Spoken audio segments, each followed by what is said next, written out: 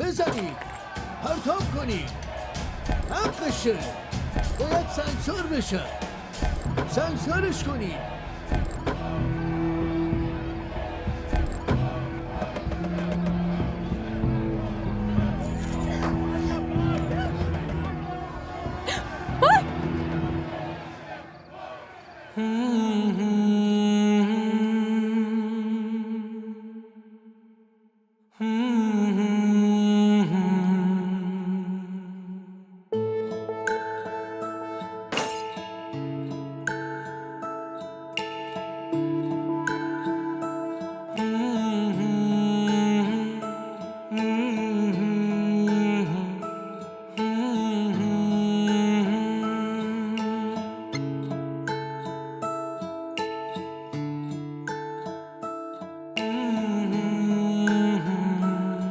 امجد،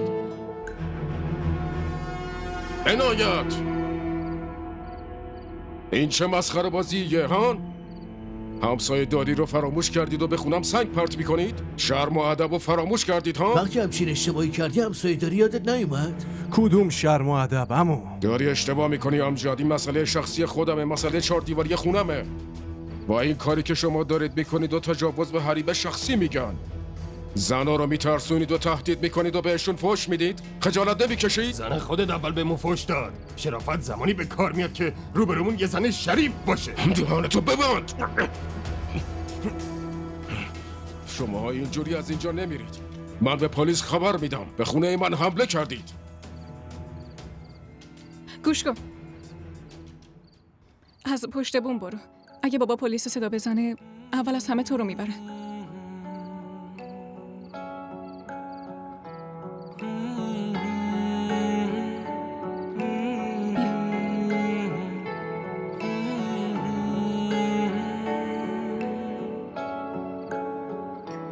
तेरे संग गुजरे मेरे जो लम्हे तुमसे वो मांगूं मैं तलबगार हूँ तुमसे थोड़ी मोहलत मांगूं तू वही मैं वही है मगर बेबसी जिंदगी को गवारा अब कैसे करे दिल के दरवाजे पे फिर से तेरी दस्तक मांगू तुझसे ही फिर अपनी पहली सी मोहब्बत मांगू वो चाहत जो हम में थी फिर से वही चाहत मांगू तुझसे ही फिर अपनी पहली सी मोहब्बत मांगू کانال ما رو سابسکرایب کنید. حمایت شما به ما روحیه میده. तुझसे ही फिर